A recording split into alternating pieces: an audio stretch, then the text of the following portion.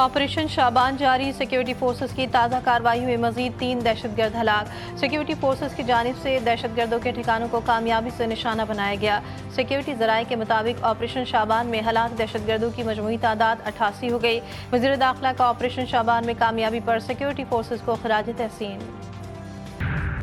ایران پر فوری ڈیل قبول کرنے پر زور، انکار پر سول تنصیبات تباہ کرنے کی دھمکی۔ صدر ٹرمپ کا کہنا ہے کہ اگر ایران نے مذاکرات کا راستہ اختیار نہ کیا تو آئندہ ہفتے سے توانائی مراکز اور پل کو نشانہ بنا سکتے ہیں۔ امریکہ کی جانب سے ایرانی بندرگاہوں اور ساحلی علاقوں کی بحری ناکہ بندی دوبارہ شروع۔ امریکی سینٹرل کمانڈ کے مطابق ایران کی بندرگاہوں پر جہازوں کی نگرانی اور ناکہ بندی کا عمل دوبارہ نافذ کر دیا۔ امریکی جارحیت پر ایران کا جوابی وار، اردن میں امریکی F-18 طیاروں کے ٹھکانوں پر حملوں کا دعویٰ، بارود سے لیس ڈرون امریکی فوجی تنصیبات پر حملے کیے۔ اردن میں ازرق ایئر بیس پر بھاری ساز و سامان کے ہینگرز کو بھی نشانہ بنانے کا دعویٰ۔ کویت کے علاقے مینا عبداللہ میں امریکی تنصیب کو نشانہ بنایا گیا۔ امریکی فوج کے مرکزی لاجسٹک اور معاونتی مرکز کو تباہ کرنے کا دعویٰ۔ ایرانی پاسدار انقلاب کا آبِ ہرمز بند کرنے کا اعلان۔ چیئرپرسن عناصر کے سدباب کے لیے حکومت اور علماء ایک پیش پر ہیں۔ امن و امان کے قیام اور بھائی چارے کے فروغ کے لیے تعاون کیا جائے گا۔ دشمن کے عزائم ناکام بنانے کے لیے اتحاد بین المسلمین اہم ضرورت ہے۔ ہم اپنے شہیدوں کو ماتھی کا جھومر سمجھتے ہیں۔ حافظ طاہر اشرفی کی وزیر اعلیٰ سندھ کے ہمراہ پریس کانفرنس۔ مراد علی شاہ نے کہا، باہمی احترام ہی پائیدار ترقی اور قومی استحکام کی ضمانت ہے۔ قومی اور صوبائی پیغام امن کمیٹی سے تعاون جاری رکھیں گے۔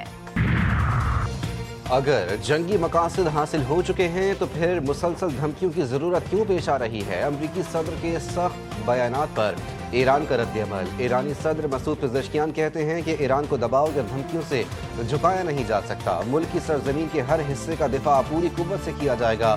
ایران کو تقسیم کرنے کے خواب دیکھنے والوں کو اپنے نتائج پر نظر ڈالنی چاہیے۔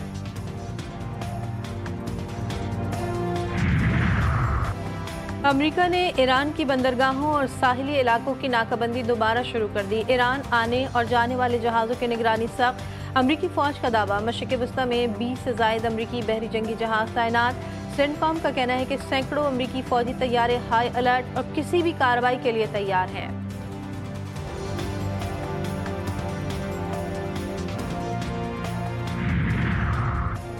جنگ کے بعد ایرانی پارلیمنٹ کا پہلا اجلاس، اراکین کا خامنائی کی شہادت کا بدلہ لینے کا مطالبہ۔ متعدد ارکان کا امریکہ کے ساتھ طے پانے والی مفاہمتی یادداشت ختم کرنے پر زور۔ ایرانی سرکاری میڈیا کے مطابق 290 رکنی پارلیمنٹ میں سے 180 ارکان نے مشترکہ بیان جاری کرتے ہوئے کہا کہ امریکہ کے ساتھ موجودہ مفاہمتی یادداشت کو ختم کر کے نئی حکمت عملی اختیار کی جائے۔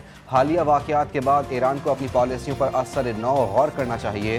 اجلاس آبنۂ ہرمز کی مینجمنٹ کا قانون منظور۔ پارلیمنٹ قواعد و ضوابط میں بھی اہم ترامیم منظور کی گئیں۔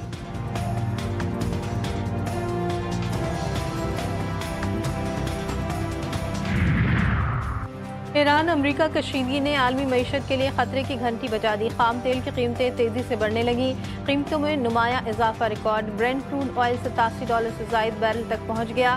ویسٹ ٹیکسس انٹرمیڈیٹ بھی $80 فی بیرل کی حد عبور کر چکا۔ ماہرین نے خبردار کیا کہ اگر امریکہ اور ایران کے درمیان کشیدگی برقرار رہی تو برینٹ خام تیل $90 سے $100 فی بیرل تک جا سکتا ہے۔ فتنہ ہندوستان کے خلاف بلوچستان کی دھرتی پر سیکیورٹی فورسز کا اہم ہاتھ۔ آپریشن شابان جاری، تازہ کارروائیوں میں مزید 3 دہشت گرد ہلاک۔ خارجی دہشت گردوں کو بھاری نقصان کا سامنا۔ سیکیورٹی ذرائع کے مطابق تازہ کارروائیوں میں سیکیورٹی فورسز کی جانب سے دہشت گردوں کے ٹھکانوں کو کامیابی سے نشانہ بنایا گیا۔ آپریشن شابان میں ہلاک دہشت گردوں کی مجموعی تعداد 88 ہو گئی۔